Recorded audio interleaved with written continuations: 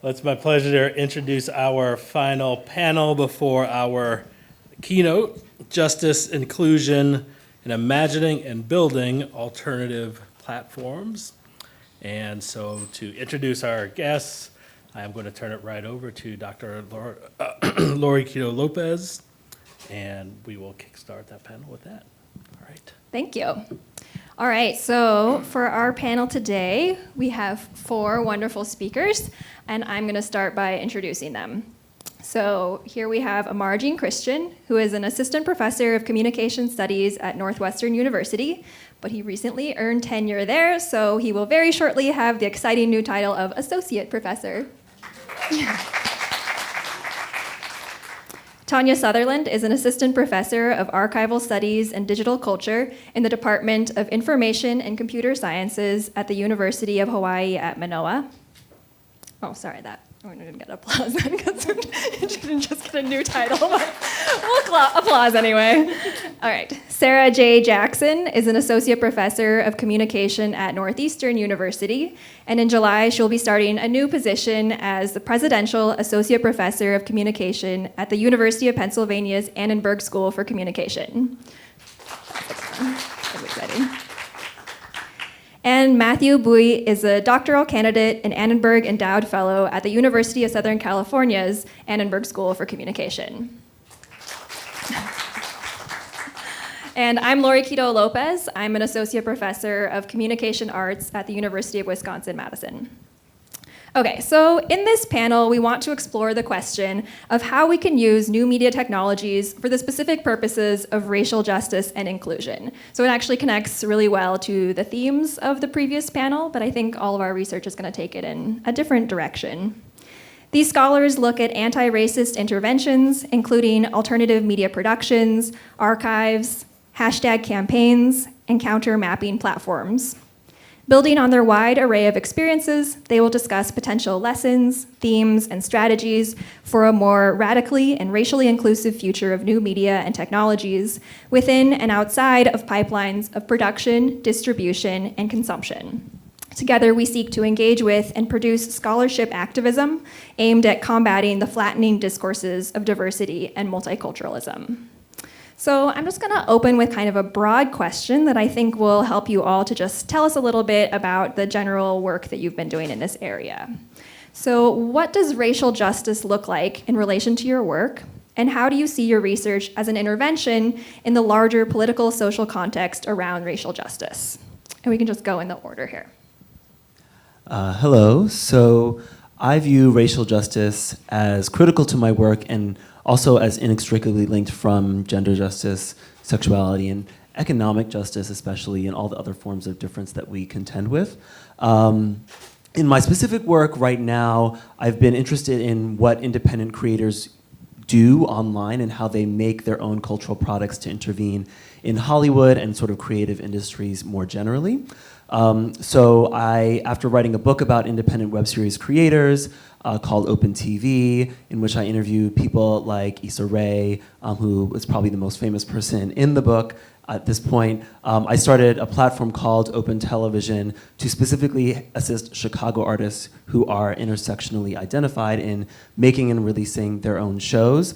I did this because when I was doing my work and trying to figure out, well, why does the internet matter, I learned and sort of got deeper into how much money there is in Hollywood and how systemically excluded people of color have been in that system for so long.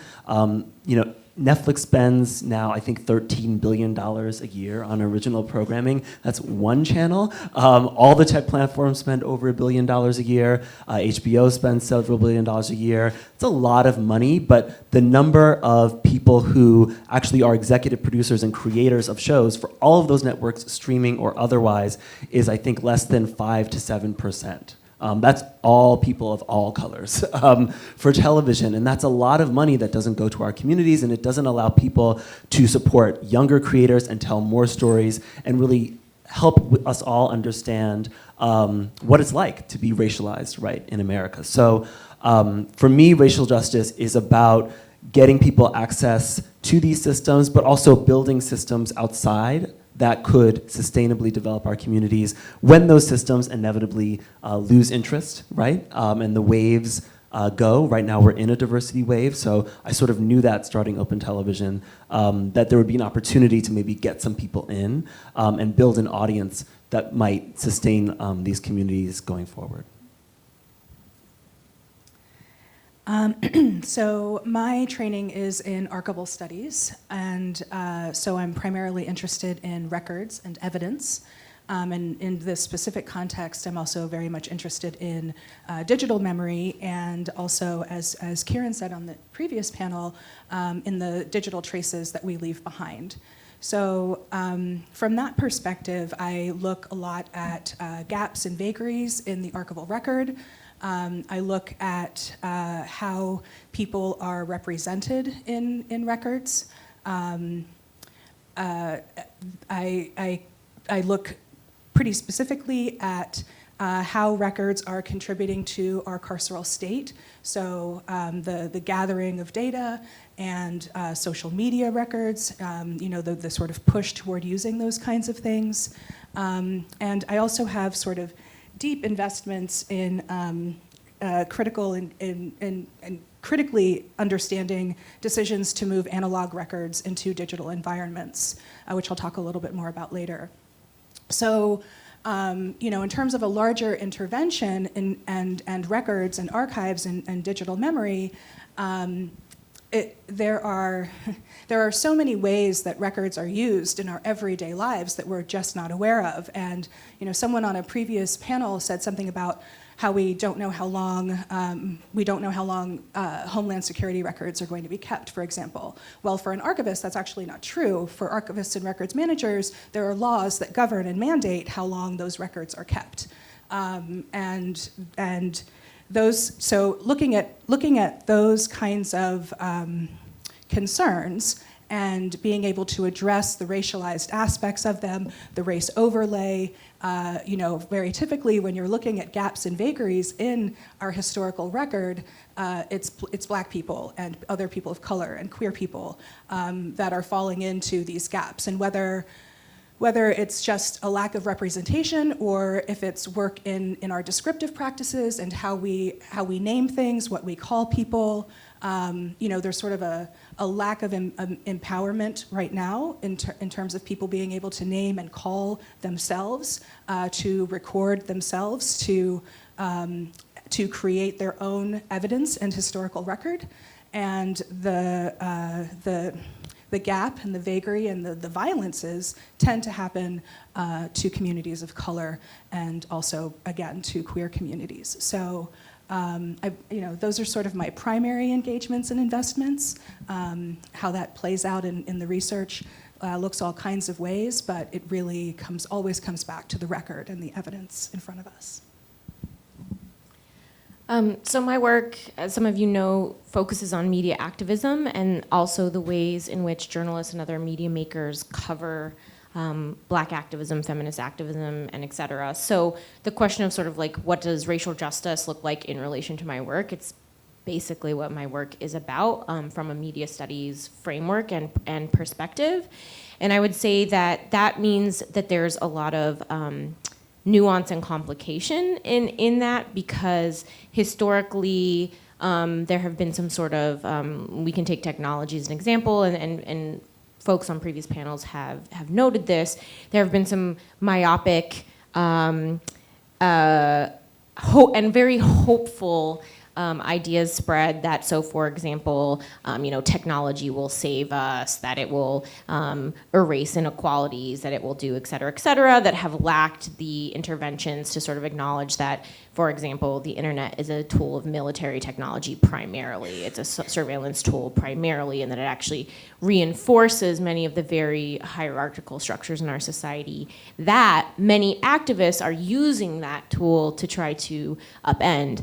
And so my work really considers and centers the question of the agency of activists and ordinary people, and thinking through the importance of the agential storytelling of those people. So we know hopefully we all know that there's no sort of media outlet or tool that is perfect or that was created for the purpose of social justice, and yet we know that activists and ordinary folks use the tools available to them to tell really important and compelling stories that can change public narratives, that can change public politics, that can create community within groups that really helps to, in some cases, save lives, frankly. And so thinking through some of those issues in terms of the question of racial justice means thinking through how are these media makers who are often at the margins really working on and helping to support projects of racial justice, but also how are those projects linked, and this is an important part, to the many projects and many organizations working on racial justice that we don't often see covered in the media, or that we, the things that are happening offline, or the things that don't get covered because they're not compelling enough or whatever, which means thinking through the relationship of media activism and the framing of activism in media to on-the-ground organizing and sort of what's happening every day in communities where folks are trying to make change. As one of the earlier scholars on this panel, I think I have multiple projects that answer this question. I'm working out how my long-term research agenda is to think about how racial inequality is shaped, but also propagated through technology. So for one, my colleague and I just got this forthcoming article about how telecommunication policy structures are very white and center whiteness. And we actually didn't think it was an original idea to really say and argue that there is a need for centering and grounding diverse communities of color, and actually the inter-exchanges within that communities of color are not monolithic. So that was actually an original contribution that we did not think would get through, but it is. And so secondly, I'm working on a chapter that's talking about AI ethics and thinking about how, in light of AI ethics as a dominant paradigm, why is it problematic that some boards don't even have representatives from marginalized communities that are the most vulnerable? Thinking about the lack of representation of Black folks in the room, or even other endangered communities. And then lastly, the dissertation that I'm currently working on in a year, hopefully it will be finished, defended, is thinking about urban data initiatives and urban data science as tools for datafied racism. And how do we actually countermap, how do we actually bring to light the racial politics of data and visibility, and we'll talk about that more later. Great, thank you so much. So let's dig in a little bit more to the specificities of your work and your research. We'll start with Amar. So let's talk more about OpenTV. You guys are creating tons of content, but I thought we could have a conversation about the idea of ownership and what you do with all of the content that you're producing, and what negotiations you make, and thinking about where you post your media and then who owns it as a result of that. So can you talk a little bit about the decisions that you've made or the conversations that you've had with your media creators about posting content on platforms like YouTube or Facebook versus starting your own platform? Yeah, wow, there's a lot there. So ownership is so critical, and we don't normally think about it when we think about creative media, but Hollywood is ravenous for intellectual property. Most of the shows you watch are owned by the corporations that distribute them. There used to be restrictions on how much a entity could own that they distributed, but that got killed with deregulation. And the result of that deregulation in the 1990s was actually the death of Black television, because corporations figured out a way to make money without necessarily having to actually cater to communities and actually build new audiences.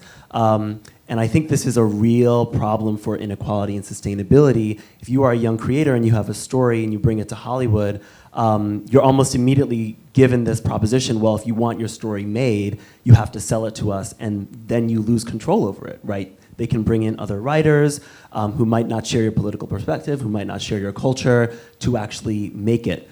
So when I started Open Television, I very explicitly started with the idea that artists own their intellectual property on our platform. And we have a very basic letter of agreement where it states that quite clearly. Part of that was practical. As a professor, I didn't want people's IP. I wasn't trying to get into television, and I didn't have money to like defend it legally. You know, it was just not really practical. But it was, of course, also an ethical thing, right? That I wanted them to walk into the room saying, "This is my story. I own it, and I want to be able to and should be able to profit from it." What I've learned, as many of our artists have since gone on to Hollywood and sold feature films and written for television, is that because they're new and they haven't been in the system for decades as many other people have, and they don't look like a traditional executive producer, they're still in this sort of position where they're made to sell their story, and sometimes they walk away. And I really can't blame them for that. So there's a way in which when you put something on the internet, you have some control over it. I mean, the platforms, in certain kind of terms and conditions, like to say that they have the rights to certain things, and yes, YouTube can put anything you post on YouTube in like an ad, but they generally accept the proposition that you are the creator and IP holder of that property. And yet at the same time, if you actually want to profit from that, most people, unless you've been on YouTube for a decade, and like PewDiePie, you have 80 million subscribers, are not making bank off of their videos, right? They need to enter another system in order to profit. And so we need infrastructures, right? We need infrastructures to figure out how to correct these systems. And for me, that's really the research question, right? Can you actually create a structure that is equitable, that brings people in from the ground up and allows them to soar, make their own money and build their own system so that they can support other people, right? That's the work of sort of social transformation. And I don't have the answers yet. You know, there's possibilities of spinning off corporations and nonprofits and doing deals with investors and stuff, but it's very complicated and very heady. And thinking about liberation in any of these systems is very difficult. I will also say that YouTube and Vimeo and their algorithms, Facebook, Twitter, make it very difficult for any independent creator to build an audience, to get seen. Maybe 10 years ago, when Issa Rae was starting out, it was a little bit more possible to spread, but now there's so much content. And all of those companies are also spending their own money on their own intellectual property, right? YouTube has YouTube Premium, Vimeo's had several original programming initiatives, Facebook is now entering television. They want independent creators because they want that free IP, but they also don't because they don't want stuff to compete with their own things. Algorithms, as Wendy Chun has been arguing, are just inherently discriminatory and might just be inherently disadvantaging creators of color. So there really are tremendous barriers. But I think as researchers, it's important for us to be in that space because that's where you get that really rich, thick data where you understand this is actually what's going on the ground, and these are the really specific barriers to justice. Yeah, so in this conversation about alternative platforms and how we can get around that, where are you seeing some of the hopeful areas? That was kind of a bleak answer about the limits and barriers. Hopeful things. I would say, you know, people are really hungry for stories that reflect them, right? So we released this show in 2017 called Brown Girls, co-created by Sam Bailey and Fatima Oscar. It ended up being our hit show. Premiered basically right around the time of Trump's election, and I think that was a part of it, that it was a story about the friendship between a black woman and a queer Muslim woman, written by a queer Muslim woman about her friendship with a black woman, Jamila Woods. Fatima and Jamila have been friends for years, and they're both poets. Jamila is a beautiful singer. You should look up her music if you haven't heard it. And I do think that sincere narratives, artfully told, can energize communities to support independent creators. And it really was multiple intersectional communities that propelled that show to an HBO sale and an Emmy nomination. And Sam Bailey just sold her first feature a couple months ago. Fatima wrote a book and has been touring. And so, and they have then supported creators that have come after them, right? So I can see how you're actually building solidarity sort of project by project. But of the 40-something programs that OTV has released, it's really that one and maybe a couple others that have had that big success story. Most of the ones are little seen, though I will say, even the ones that are little seen have been able to get writers gigs in Hollywood. It's getting them some credits and some level of professionalization. So I do think there's a way in which I'm learning that even as we in academia sometimes fetishize what's very visible, spreadable, big data, sometimes small data and community-based work actually can have a much larger impact than we think, especially for the lives of those artists. I've also seen a lot of artists, because everything is Chicago-based, right? A lot of artists supporting each other. They're starting to post about each other's shows. They're collaborating with each other. And this idea that younger people are sort of hyper-individualistic and are only caring about themselves, I think is maybe true in some contexts, but not true in all contexts. People understand that film and television production is highly collaborative, and you have to support each other if you want to get anywhere. And it's really only through collective effort, right, that we're going to remake these systems. Yeah, thank you. Okay, Tanya, let's talk a little bit more about your work on digital memory. So what kinds of practices have you been seeing, and how has race played a role in those practices? And how is it that people of color are fighting for both the right to be remembered and the right to be forgotten? And what roles do technology play in both of those? Ooh, okay. So in terms of digital memory practices, one of the things that I've been looking really closely at is digital afterlife practices. Looking at what I'm calling digital remains. I'm sure I'm not the first person to use that term, but it's the one that's sort of singing to my heart right now. So I have several examples for you. The first, as I sort of gestured toward earlier, is this practice of moving records that were analog records into digital environments, digitizing them and moving them into digital environments. And so some of what that looks like is taking slavery era records, for example, or colonial era records, and mass digitizing them and putting them up online, which in theory is fantastic, right? Because it means that people who previously may not have had access to, say, genealogical materials, stuff like that, can help to build out ancestral histories, et cetera. That's the positive side of it. The negative side of it, and I'll give a really clear example here, the Danish National Archives just digitized something like 1 kilometer of colonial era records from the Virgin Islands. And they sort of did it without any real context or without putting it into any kind of context. They just, digitized all of this stuff and threw it up online. And so now you have people who are looking at these records and being like, whoa, wait a minute, like that's my ancestor, and the image of them is of them whipped and bleeding, or the image that I'm seeing online here is a violent image, and I didn't sort of consent, and my ancestor certainly didn't consent, and my family didn't consent to having this image up online where it will, now live in perpetuity. It's different from it sitting in a box in a physical archive somewhere and enjoying this sort of digital afterlife, right? That again goes on in perpetuity. Another case that comes to mind in terms of digital memory and digital afterlives is Henrietta Lacks. There's been a lot of research and a lot of writing on the case of Henrietta Lacks, the HeLa cells. For those of you who aren't familiar, Henrietta Lacks was a Black woman who died of a very aggressive form of cervical cancer in 1951.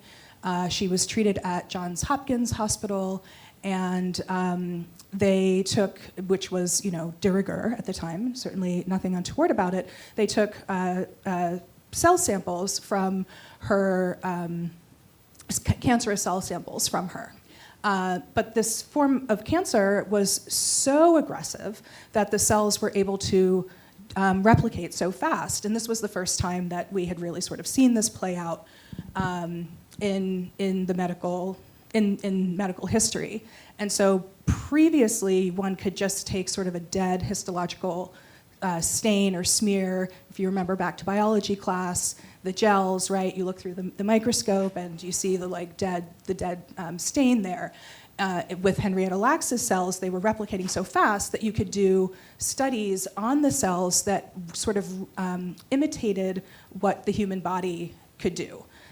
So Henrietta Lacks, first two letters of her name, these cells became known as HeLa cells, and they were mass-produced and sold.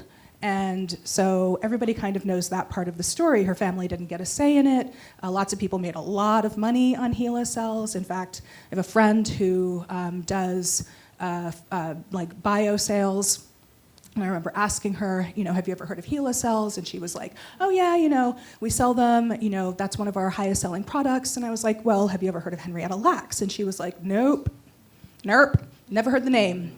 So, this black woman becomes completely invisible, yet her cells live on. But the part that really interests me is that German researchers took it upon themselves to map the entire genome and throw that up online, which meant that for her family, for Henrietta Lacks' family, for her descendants, their entire genomic history is now online. And while it's illegal in the United States anyway for health insurance companies to use DNA evidence from ancestors against you, that is not the case for life insurance companies. So her family was like, hey, wait a minute, my grandmother died of this very aggressive form of cervical cancer. I could be denied life insurance because of this digital afterlife, right, that the German researchers created. And there's been work to kind of remediate that, but these are the kinds of things that come up. And those of you who are more familiar with my work, I'll make this my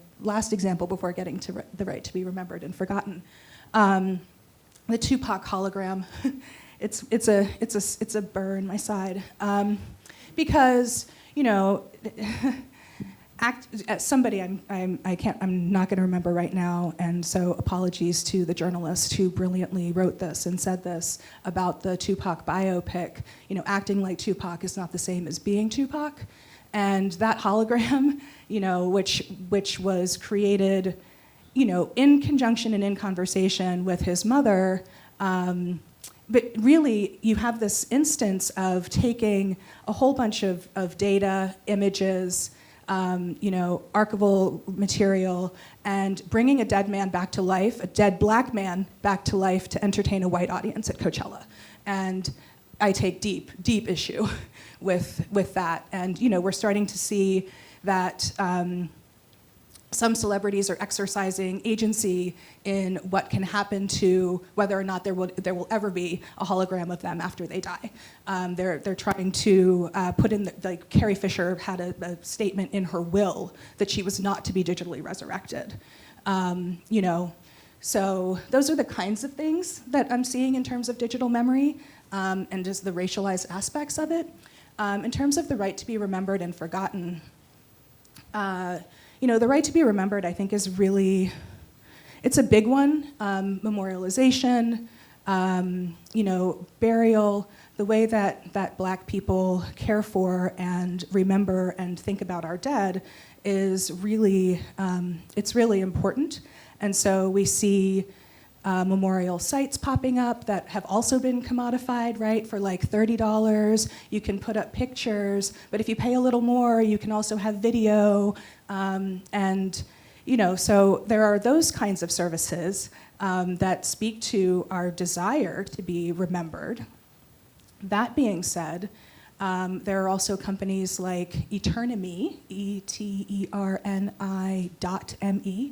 that are looking to gather people's data right now, like in the moment as they live, so that when you die, it can create a reasonable facsimile of you to continue conversing and texting and so on with your loved ones who remain, right, who you leave behind after you die. And so, some of the questions that come up around that are, how is this algorithm, which has taken all of my data, or I've handed over all of my data, how is this algorithm going to know to keep my secrets, right? Like, how is it going to know what I do and do not tell my husband? How is it going to know what I do and don't tell my mom? Is it going to tell my mom something that wasn't meant for her ears, or wasn't meant for her eyes via text? So the right to be remembered also becomes like it becomes a very complex thing, especially when sort of juxtaposed against the right to be forgotten. The right to be forgotten is not something that we enjoy in the U.S., primarily because we have First Amendment rights, and those two things tend to bump up against one another. But that being said, I think about the images of the dead from Katrina. I think about Mike Brown's body lying in that hot August sun. And, there is no right to be forgotten in those cases. Again, there's sort of a digital afterlife that is created wherein In the EU, the right to be forgotten basically says you can ask Google, for example, to take down some stuff that you don't like. You were convicted of a crime and Google has it up. You have the right in Europe to be forgotten, to have that, to make a request and have that information taken down. We don't have that right here. And so the right to be remembered really starts to come up against the right to be forgotten because, there are ways in which Black people in particular in this country don't enjoy that right to be forgotten. Even when we are looking to be remembered, there's sort of a lack of agency and power there. And when you're talking about power, you're talking about race. Thanks. Okay, Sarah, let's talk more about Twitter. So how would you say that your work on hashtag activism counters some of the way that Twitter has been traditionally understood? And maybe as part of your answer, you could give us a specific example of hashtag activism and teach us about how people of color are using digital media for activism. Sure. Yeah, so as I sort of mentioned in my opening remarks, I think one of the interventions that my work does, and I hope does, and I've seen it used in different ways, and so I'm glad to be going on the record about the intervention I think it does, is that there have historically been these two impulses around digital media, and especially about social media. There are the digital optimists who were sort of screaming from the rooftops that digital media was going to save us, that it was a revolutionary tool, that it could do all these things, and you see that in a lot of the early coverage, for example, of the Arab Spring, right? The Twitter was the Facebook revolution, they called it, et cetera, right? And then there were the digital pessimists, and the digital pessimists said, this isn't real activism, this isn't real organizing, it's just people clicking on something. Does that really make a difference? It lures people into sort of this sense of like they're making a difference, but are they really, And there was sort of infamously, to use the Arab Spring as an example again, Malcolm Gladwell published a piece called Small Change. I think it was literally like 2 months before Hosni Mubarak was toppled as a dictator in Egypt, and basically saying, that social media is not going to be a useful tool for revolutions. And so from my perspective, and in the perspective of my work, the answer is actually a middle ground, and a very nuanced middle ground, right? So it is absolutely true that we shouldn't assume, as I said before, that any kind of technology is a technology of liberation. That's just not the world we live in. Technologies are designed and created with very sort of purposeful ties to systems of capitalism, systems of imperialism, all of their sort of hierarchical systems. At the same time, people, and I think the story should be about the people and not the technology, is part of what I want my sort of work to speak to. People have, for as long as people have existed, used tools that might otherwise be used against them for liberatory projects. So for example, in the first panel today, Dr. Clark talked about the beginnings of the African American press in the United States and the ways in which early Black journalists and the early Black press really evolved to respond to the white supremacy of the press in America that excluded stories about Black people's lives or only used those spaces to denigrate them.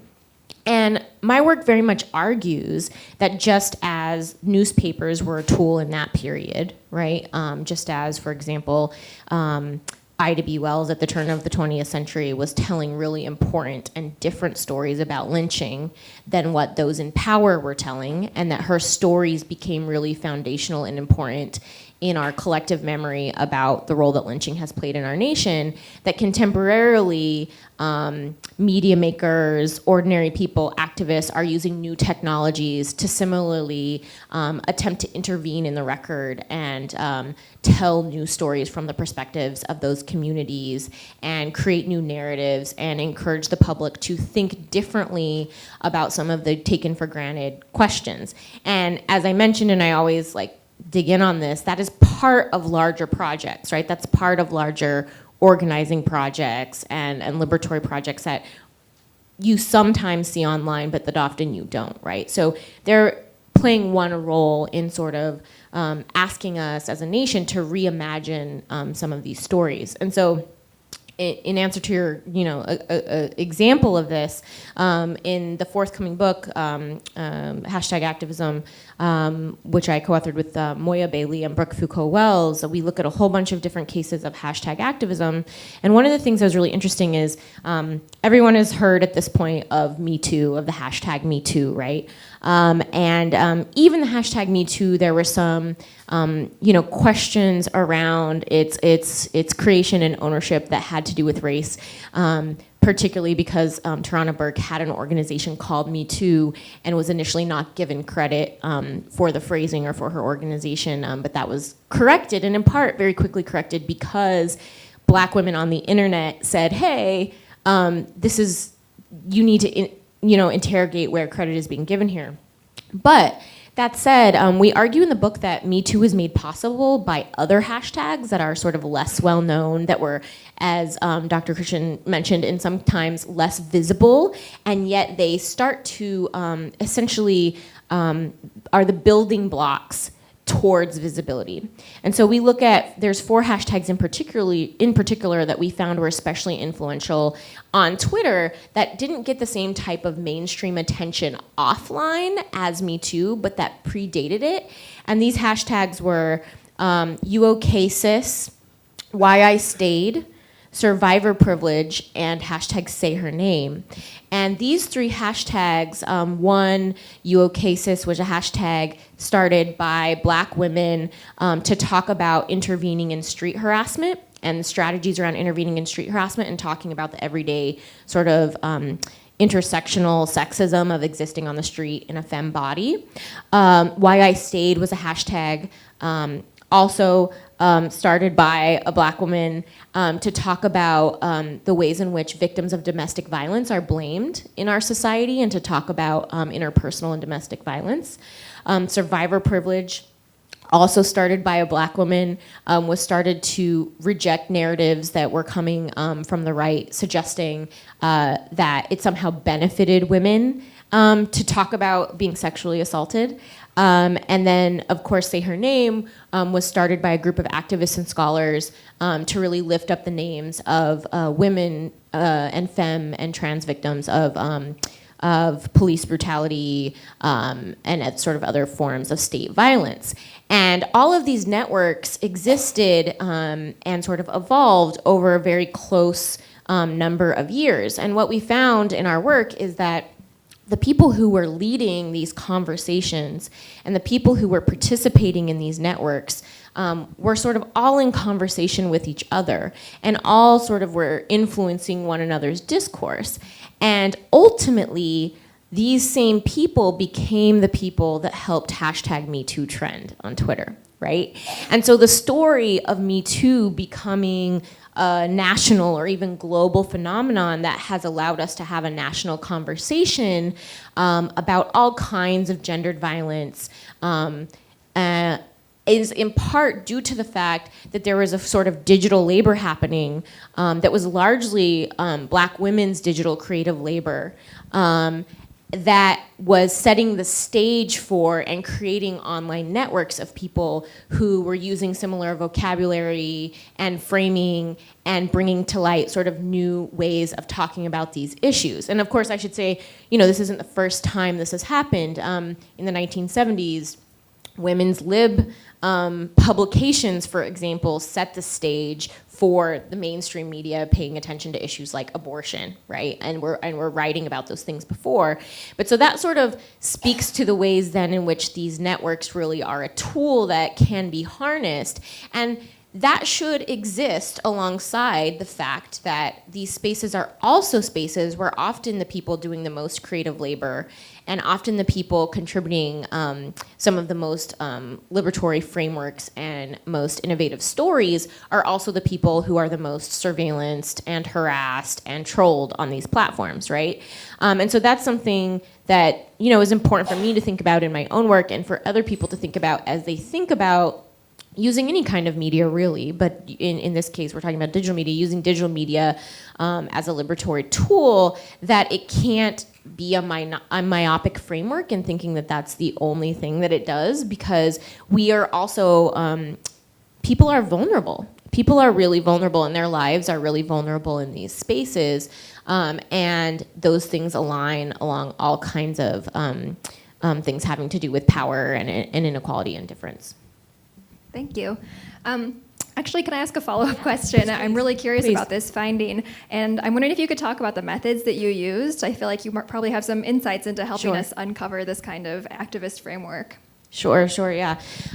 So one of the things that was really great in collaborating with Dr. Bailey and Dr. Foucault-Wells was that we are all have different field backgrounds. We all have different training. My field's media studies. I'm, do discourse analysis, cultural studies, et cetera.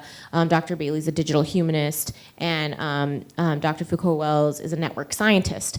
And so we used mixed methods approaches. And so what we did was essentially cull millions and millions and millions and millions of tweets, which for me as somebody who does critical methods, I couldn't possibly analyze all those tweets, but when you have a network scientist on your team, they can use network science methods to find out for example, I'll give you another example of a hashtag we looked at the hashtag Girls Like Us, which was a hashtag that trans women used to sort of build community and talk about issues related to everything from joy to survival to like media, whatever. And it was started by Janet Mock, who people now know her, but when it started, she wasn't as well known as she is now.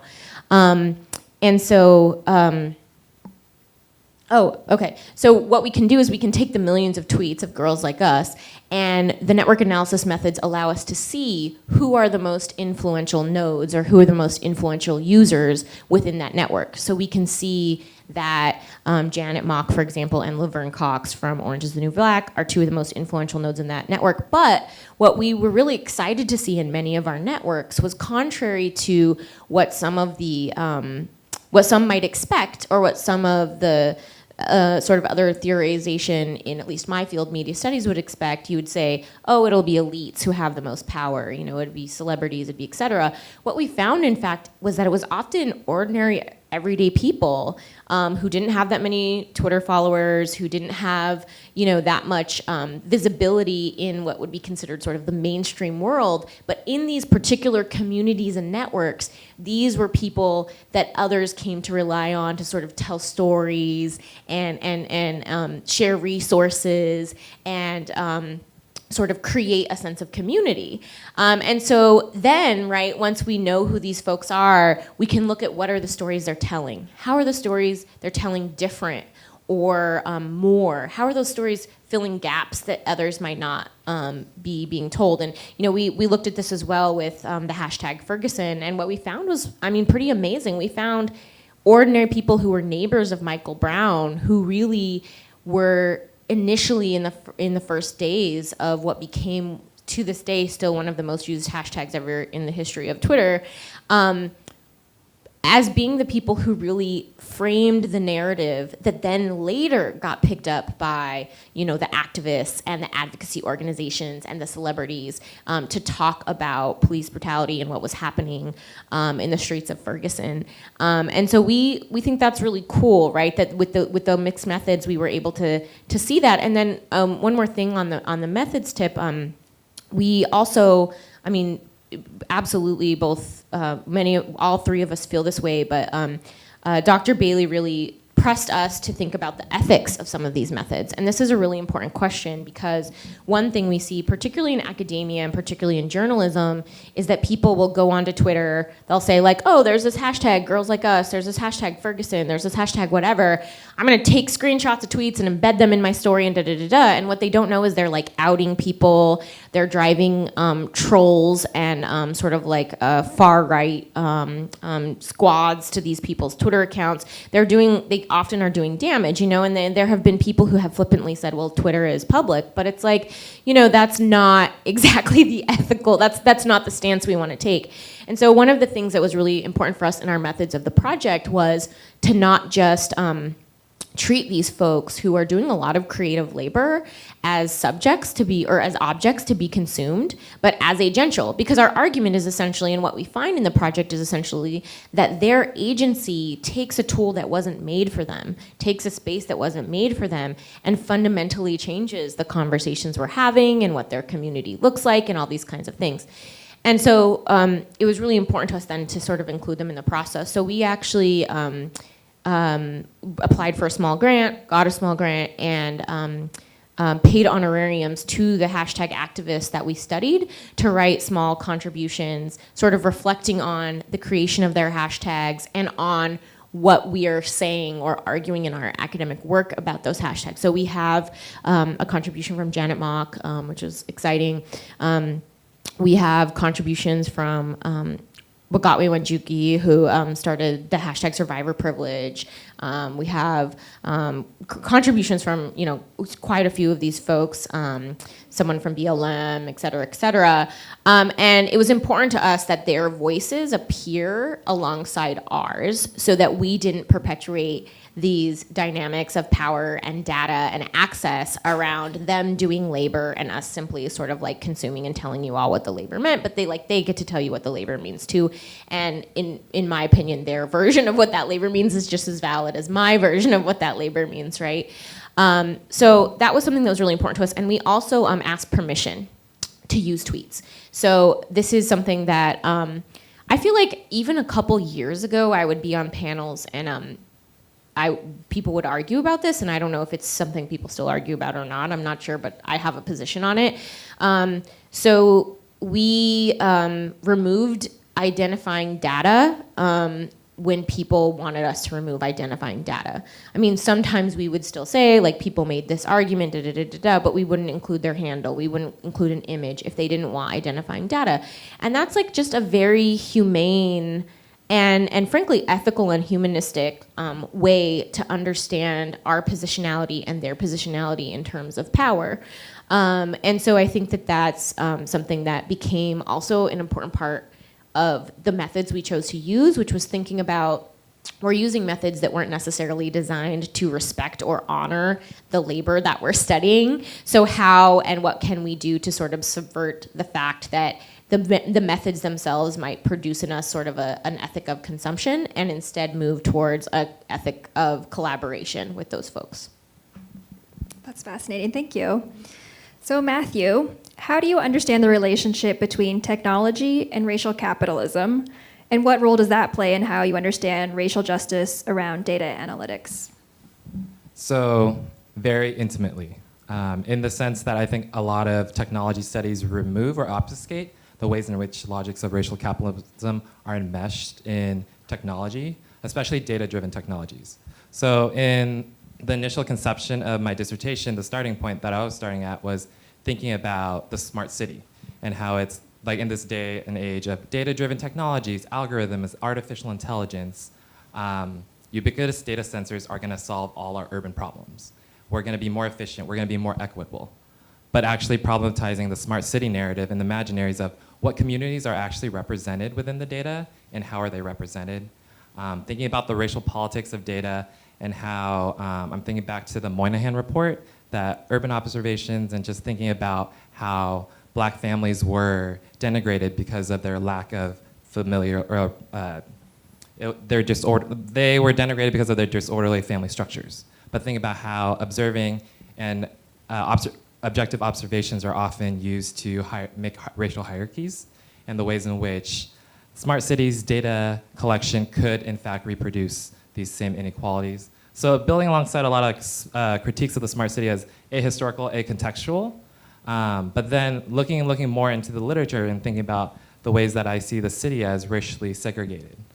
So my dissertation is especially thinking about racial capitalism in the lens of real estate technology.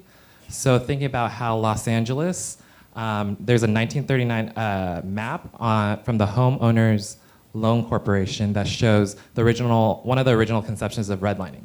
These were the zones denigrated as zone 4, the least valuable, the least likely to get invested in with loans. So these are often also the most, the low-income working class communities of color, and they're mixed race. So that even just not getting loans for these communities, whereas zones 1, zones 2 are the middle and upper class white communities, and zone 3 is the lower income white communities. So how is Los Angeles, as it's pushing this narrative of objective, neutral, data-driven policymaking, actually obfuscating and really erasing the histories of racial inequality And how are we actually going to foreground those questions in the analyses for equitable interventions? So just thinking about how racial capitalism has produced Los Angeles as a segregated, as a very multicultural, yet segregated, yet divided community, and really problematizing that and digging deep.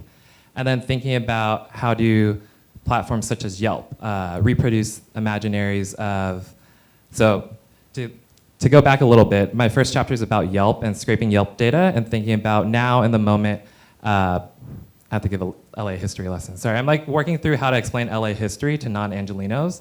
LA is a polycentric city. It's like initially after 1939 because of all those disinvestment in communities of color, so the inner city. But we have multiple inner cities because LA has multiple centers. There was a lot of white suburban flight, right? So LA, Los Angeles, before the current moment of urbanization was very, people wanted to be on the suburbs. It was a privilege to be in the suburbs. But now with the global restructuring and urbanization, people are moving back to the city. With the revitalization of downtown LA, people want to be in downtown LA. So whereas like the suburbanization was a mark of privilege, now people want to move back to the inner cities, but Yelp, all these popular hipster coffee shops are centering in these these central inner cities and these communities of color.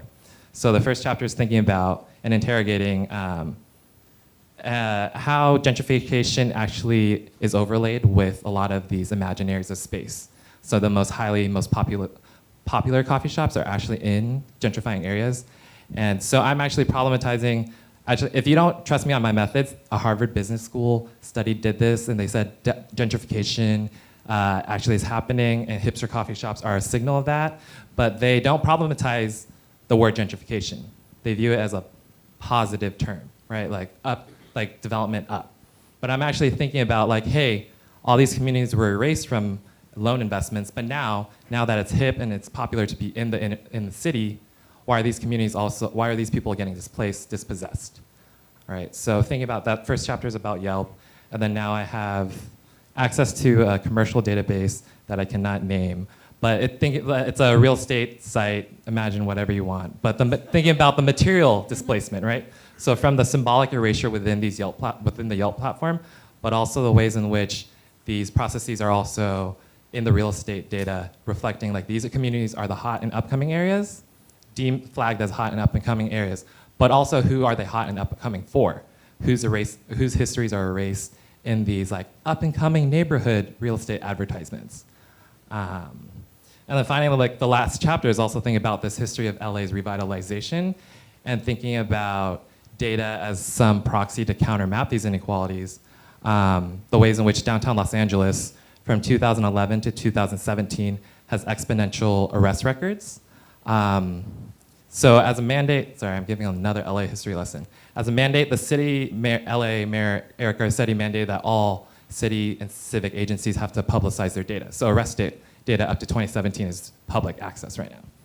From 2011 to 2017, nonviolent, non-drug related crimes, AKA just being there, or homelessness, being homeless in this specific area of downtown Los Angeles, how I'm conceptualizing it, has exponentially grown from around, don't quote me on the numbers, but 200 to 7,000. And so I'm mapping kind of why is it that as downtown Los Angeles has become increasingly prime real estate, why are we arresting, why are we criminalizing homelessness now? And so kind of putting the historical context back in these urban data analytics that like kind of erase histories, erase context, erase inequality. But how we actually ask new questions, do new methods with these critical questions at the fore. Also racial capitalism as a key concern of these technologies and the ways in which they produce racial hierarchies in communities. And if you are unfamiliar with the term racial capitalism, you should read Cedric Robinson on Black Marxism. Great. Thank you. Okay, so it seems like everyone's research projects are in different stages, but I was thinking about this, how we study racial activism and technology, and how there's many obstacles that we have to overcome, many challenges, limitations, also just dark days, sad days. So what are some of the strategies that you have for overcoming those challenges, and what are some of the things that really give you hope and inspiration as you do this kind of research? So for me, I think, and it's been great to see so many people in this panel who do community-based work, because that has given me hope. Going offline and actually convening people in cities and communities to meet with, discuss, partake in, and support this kind of work. In Chicago, we've hosted over 40 screenings of intersectional TV. And it's really critical for people to actually see each other, to be able to have an intentional conversation, to be able to like sensorially sort of like engage with how you're dealing with the moment that we're in right now, and have been in for our entire history. So I think it's important for me as a method to refract the online environment with the offline environment, because they really are two different environments that inform each other, but have different sort of stakes and different levels of possibility.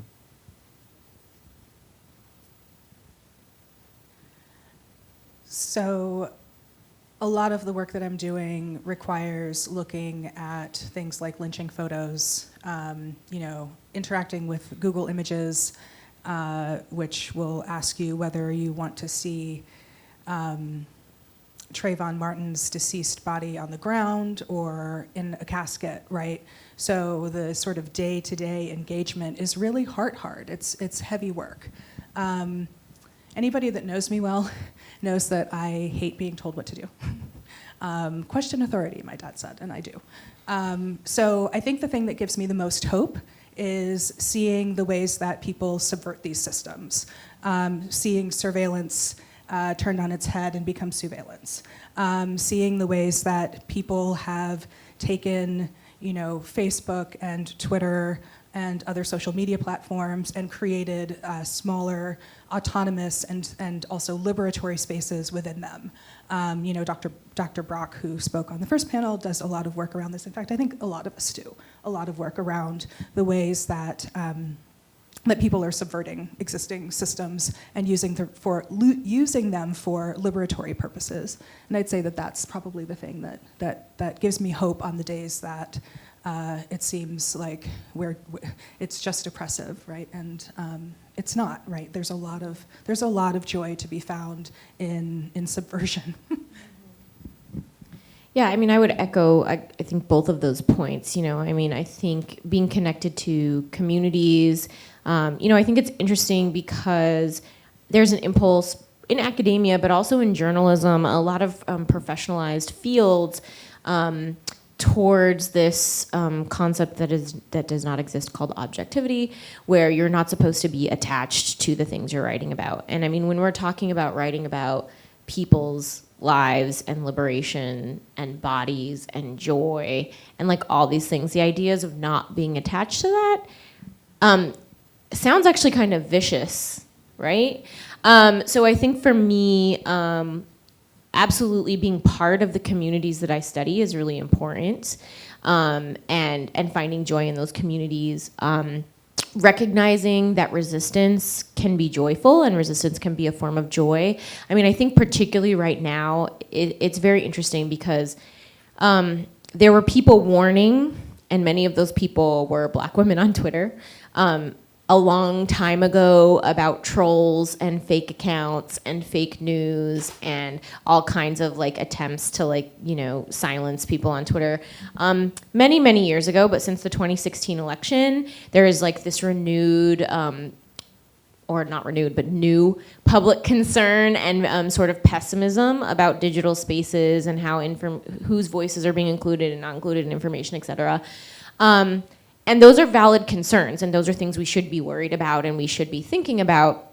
But I think for me, in terms of the joyful part, I just think it's so phenomenal to insist, and in my work I insist on centering agency, right? And of centering the agency of people who are reclaiming power, right? And so that doesn't mean it's not important to study the ways in which systems of power deprive them, but we can't keep focusing all of our work on that if we want to find the solutions we're looking for. Like, we have to see what actually works what kinds of subversion works, what types of storytelling and ownership models work, what types of record keeping works, right? What types of understanding like urban centers work.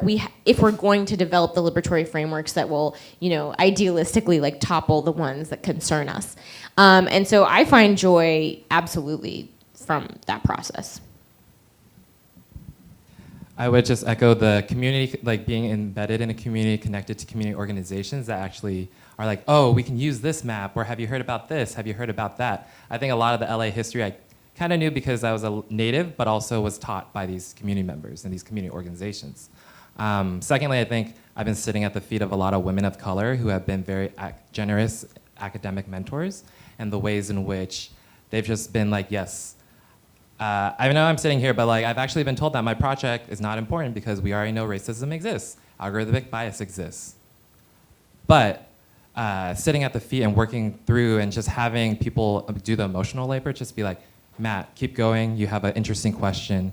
Nobody's doing, or I mean, people could be doing, I just haven't found them. If you know where they are, send them my way. But yeah, I think just having and sitting at the feet of a lot of kind and generous mentors and peers who keep me grounded, reminding me that academia is not everything, that life is joyful outside too. I also want to say, because I forgot to mention that, open television is by far not the only platform, and there are so many other people doing the work of organizing, other people in other cities nationally. There's Slay TV, a Black queer network in New York. There's Between Women, a network for Black queer women in Atlanta. There's Signal 23, and it just goes on and on and on. Issa Rae has a counter platform that nobody talks about, Color Creative, where she's working. So there are so many people doing the work. That also gives me hope. And I also see allyship is possible, solidarity is possible. I see so many people, so many identities saying, I have privilege, I have a little bit of something to give, and I see them show up, and they're like, yes, introduce me to someone. I have a free day. I'll shoot something for $100, So solidarity is so key, and it's happening. Thanks. Yeah, also attending amazing conferences where you get to network with scholars who are studying interesting things and hear things from the audience as well. So let's open it up to Q&A if anyone has any questions for our presenters.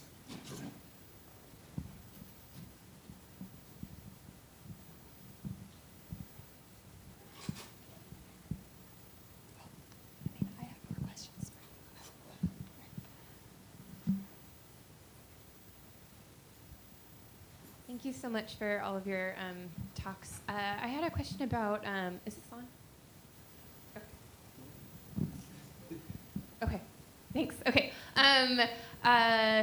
Some of my work is about countercultural communities, and so in this, I was really, the thing that I have to balance is when we're talking about resistant platforms, the way that we can learn so much from them, but also expose, the way that our work exposes those practices to a wider audience. And sometimes this is overblown in terms of, like, some of us who are doing academic work and it just lives in a journal, and so we can sort of have and it's just like, it's 10 people are gonna read it in New Media and Society. But other times we can't control the ways that our work sort of exposes people and brings attention and renews surveillance or reopens surveillance to the people we study. And so I was just wondering if any of you could talk about the ways that you sort of balance those concerns. So specifically, I'm thinking about my meeting with a Yelp executive who was like, hey, I'm interested in your research, tell me more. And we scheduled a meeting. And then midway through the meeting, he just said something like kind of questionable. I was like, oh no, maybe I should like figure out what I'm saying and like kind of backtrack or not like give as much away. He said, this is like a red herring for me. It's like the blacks. Yes, so, and then he was like, and then I was presenting like a map of digital divides in Los Angeles and access. He's like, why should these poor communities get, anyways, I'm putting him blast on C-SPAN, I should rethink that. So midway through, I just like realized, oh, like why were you interested? And he said, oh, I was gonna sell this data, this project to real estate developers. And so it's like really thinking about gentrification and like the valence of this word, it varies by community. And so I think I'm really thinking about the politics of, as I do these maps, what areas am I showing, what areas am I not, what data am I showing? How do I not make, as I do the homelessness data project, how do I not make visible these areas that a lot more policing could happen, right? So thinking about this is like the geographer training in me now, like how do I aggregate the data, but also disaggregate the data at a level to which is compelling, but also doesn't make too visible these hyper-surveilled, criminalized, or like the ways in which police communities. That's all I got though. But I think it's a work in progress, and it's knowing how to give away and like kind of being more perceptive too. What is the ulterior motive? I think, I nodded to this a little bit in terms of asking for permission. So like if the things and the people you're studying are concerned about being surveilled, those are probably valid concerns that you should take into consideration in your work. I will say there were cases and have been cases in my work where I opted not to include data, and not in a way that would change like my results, but as exemplars. When as journalists or as academics we write these things up, we give examples, and sometimes you can give examples that typify and are excellent examples, but sometimes that example might put a teenager at risk, or sometimes that example might put somebody at risk for police prosecution. I mean, this is something when I was really concerned about when people at the point of Ferguson really started collecting all this data and collecting all the live videos and images, et cetera, from the protests. I knew it was gonna happen, and it happened, which is that they decided to use that data and those images to prosecute young people who had thrown a Molotov cocktail supposedly, or who had resisted arrest supposedly, or whatever, right?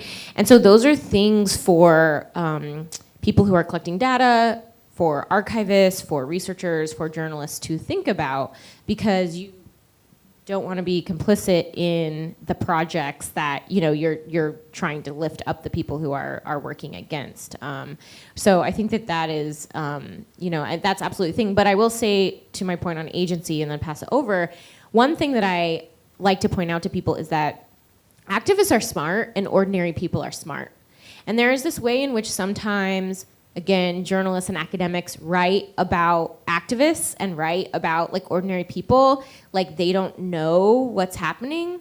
And I promise you, like most people who, like the average millennial who has a Twitter account and has a Snapchat account, knows and understands surveillance a lot better than potentially many journalists who work at flagship organizations understand surveillance, because their lives have been about having an alternative Snapchat that their parents can't find, or tweeting. So I mean, this is very common, like when people are like, oh, but the police are going to surveil activists if they tweet about their actions. Activists are aware of that, right? I mean, it's literally a classic social movement strategy to publicize and exaggerate the size of an action, or whatever, in order to get establishments to respond to demands or to overreact so that you look like the good guys. Like that's like a strategy, right? And activists sometimes feed incorrect information into these spaces, right? And that also is a strategy to kind of avoid the folks who are surveilling them. So there's kind of all sorts of interesting, questions happening in there.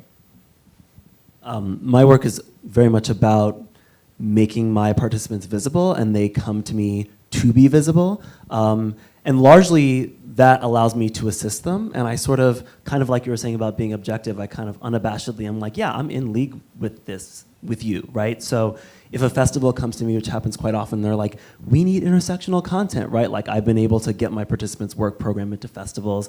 Hollywood executives have reached out to me, and I've had several rounds of general meetings, and they'll be like, yeah, introduce me to a couple people. And I will do it because, I've been able to get artists their first agent, or a meeting with a really important showrunner or whatever. It has, in some limited cases, put me in an awkward position where sometimes I introduce them to someone, and then like I introduced one artist to a broadcast network executive who set up a deal with a broadcast network, but then like the deal was very fuzzy, where it seemed like they were trying to buy her out of her own show. And she was smart, like you said, people are smart, and she saw what it was and she walked away. But I kind of felt icky because I trusted this person, and I trusted them with a really important person in my study. So I don't think it's never, like we are definitely on the front lines of a lot of sort of systemic problems, right? And we have to be aware of that. But I also think these systemic problems are big enough that we kind of can't pretend to just sit on the sidelines and be objective and say that, oh, our work is not going to have any effect, right? Because it's going to have an effect. So I think we should try to, do the change that I think needs to be done. I think knowing you have a problem, right? It's the first step. So Matt and I were recently at a data and datafication and community activism workshop. And one of the things that the workshop participants did as a group was acknowledge that just by being in that space and doing the work that we were doing and putting a public document up online that was the result of our 2 days worth of conversation, that we were in fact making ourselves vulnerable, that we were putting ourselves out there in a way that might indeed make us targets. And it sort of required everyone there to maybe not explicitly, but at least implicitly agree that we acknowledge that this is a position in which we are putting ourselves, and to be able to at least have that conversation. I mean, I think what troubles me or concerns me is sort of the lack of awareness of the issue that you've raised. And so as I really feel like it's just important for us to even be having the conversation, giving people choices, giving people options. And as Dr. Christian has said, to also keep an eye out as people who do have power and agency in particular situations and moments, to take that power and agency to protect or to provide cover if that's what's appropriate.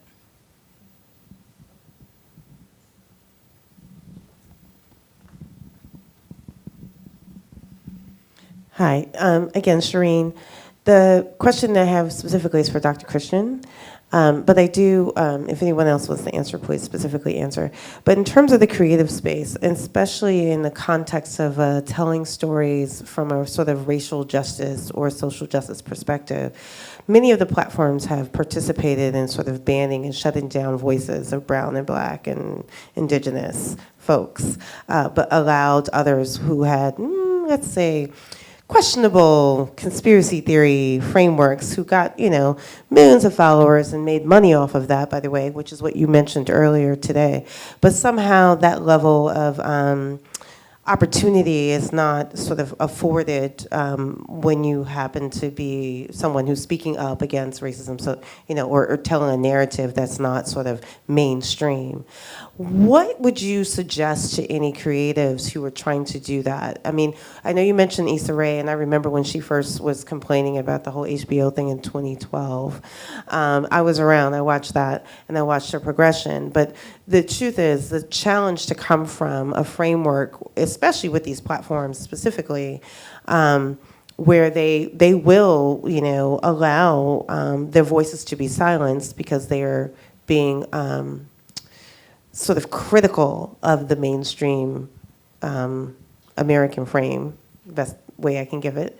And then how do they get past that to their own existence, but also being able to get someplace like a HBO or something like that? Yeah, it's a really important question. It's difficult, and in capitalism, success is rare, right? Especially for folks who are historically marginalized. There have been creators I've worked with who do frequently on social media call out white supremacy, call out police violence, and I know one creator specifically who's an activist and an artist and has had their Facebook profile shut down like 5 times over the course of my study, and they're very popular, and they're like an important person just in movement space in the city of Chicago, and they've taken it upon themselves to weather the storms and to keep plugging along because they believe it's important. And I think that's something that every artist has to reconcile with themselves. Do I want to get into fights on social media? Do I want to take the abuse? Is it important to me? Can I take it? And a lot of artists I know take a step back, and they're not in it all the time, right? They'll shut down their own accounts, and they'll take a couple months for self-care. So I think it's really important as an artist to decide where your boundaries are and to recognize that it's okay to unplug. It's okay to get off the hustle, right? Not everyone can just hustle consistently. I'm sure Issa Rae took breaks and we just didn't hear about it or see it, right? There's another way in which you can support other people behind the scenes. You can take a step back from your own work, but I see creators, if they're not producing their own work, they're producing work for other people. Issa Rae was very smart about releasing other people's shows when she wasn't able to work on her own shows. So there's a way in which you don't always have to be the visible person in order to make a difference. You can make a difference behind the scenes as well. If I just can say one thing about the development of platforms themselves, and she's not here, but Dr. Sasha Costanza-Chalk has written about this quite extensively, that early on, after the success, the visibility of the Zapatista movement, this indigenous movement from Mexico, there were developers who were inspired and who came out of supporting and working on that movement in what we now call Silicon Valley, who were developing technologies because they did think that they were going to be liberatory, and they were trying to do that. And of course, what happened with the tech boom and et cetera, really changed the shape and the politics of tech, and of course also because so much money for the development of digital technologies came out of sort of military and surveillance projects, right? But there have always been some people who were trying to imagine these tools and these spaces differently. And so, I personally, can't say exactly what that means, but I think part of what that means is that the imagination exists, and there's something that these platforms need to do, these organizations need to do, that has to do a lot with their own structures, their own hierarchies, et cetera. And because of capitalism, they may not ever do it, but that could bring back this early potential and this early hope that a different type of design even, right? Human beings are making decisions about how things trend, about what you can respond to, about, all these things. These are design decisions, and they could have been made differently. And so I think that that's just something to think about, is that the possibility has been there, and I think the possibility remains, but it's about holding sometimes the platforms and creators accountable. Yeah, just to give one really quick example, I think it's remarkable that these global media platforms have not been forced to have local offices, because they touch everywhere, and there's no recourse for people who are important locally. So, one of my collaborators is one of the last queer women in Chicago actually making events for queer women, because all the lesbian bars have closed. And something happened on one of the platforms, and her account got shut down. And a party that she'd been running for 6 years all of a sudden went from being oversubscribed and sold out every month to no one even knew it was happening, And why doesn't that platform have an office in Chicago where she can go and say, hey, I'm an important person in the city of Chicago. I should actually not be banned from this platform. It's remarkable that we aren't holding platforms accountable for the ways in which they actually affect local communities. All right, I think we're out of time, so let's give our panelists a round of applause.